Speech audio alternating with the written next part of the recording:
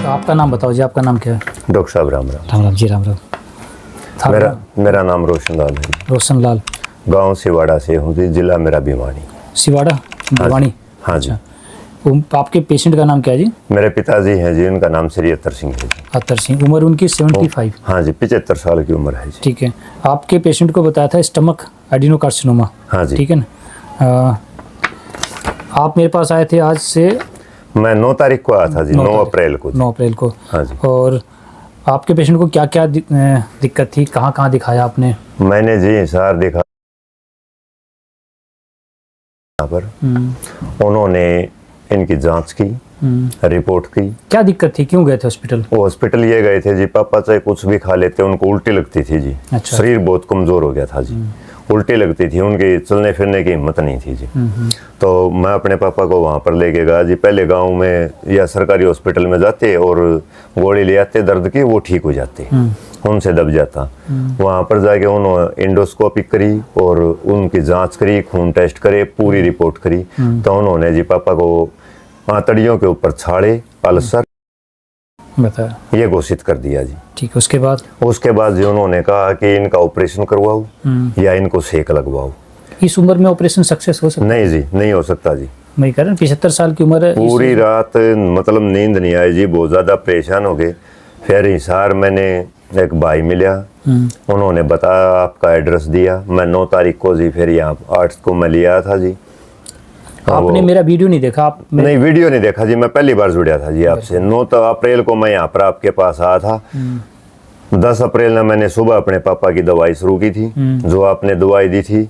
आज पापा ये कह रहे हैं एडी से चोटी तक मेरे को शरीर में कहीं पर कोई तो दर्द नहीं है, भूख लगती है। 5-7 दिन जी दस्त लगे थे, अब बोला मैं बिल्कुल फ्रेश होता हूँ, मेरे को कोई दिक्कत नहीं, कोई परेशानी नहीं। मतलब ये 20 दिन का ही वीडियो है। 20 दिन के दौरान जो भी इनके कॉम्प्लिकेशन थे, इन्होंने बोला सारे ठीक हुए। एक किला पहले मेरे पापा चल नहीं सकते थे, 9 अप्रैल से पहले।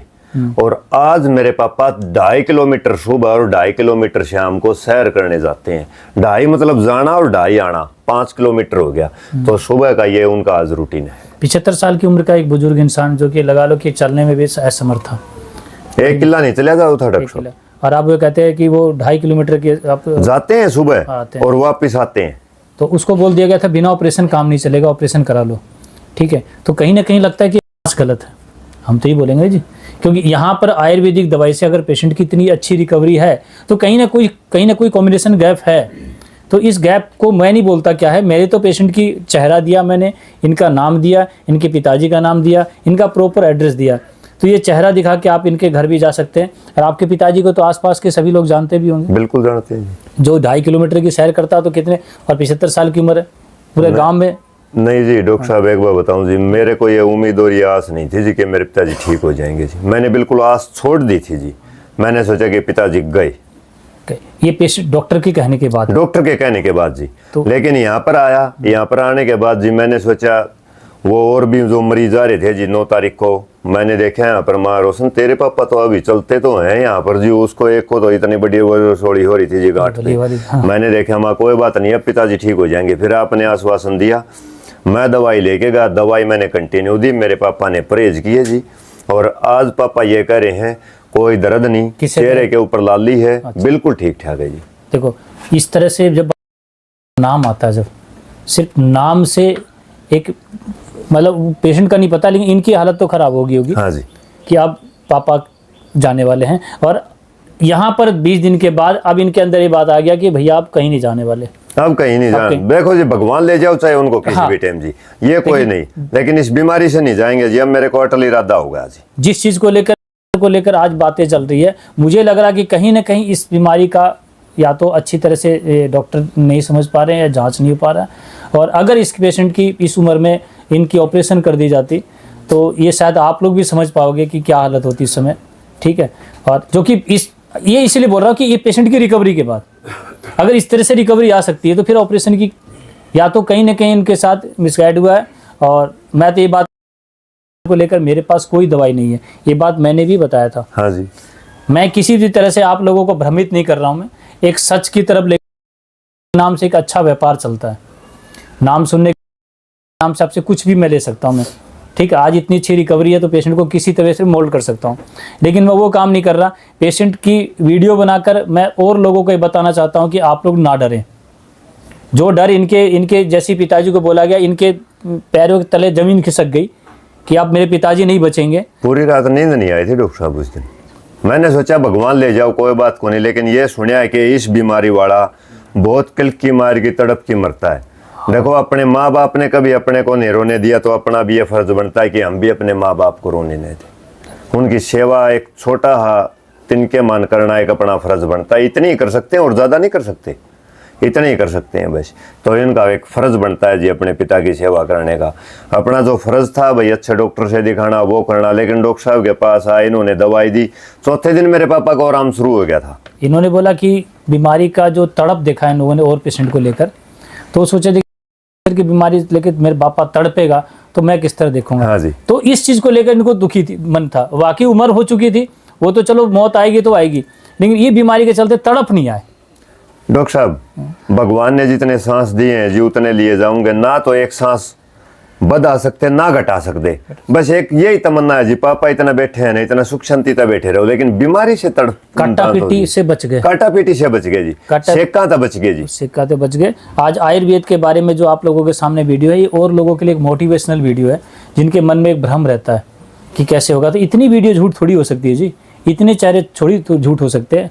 लेकिन आप जानो जी, मैंने तो अपने हर सच्चाई को रखा।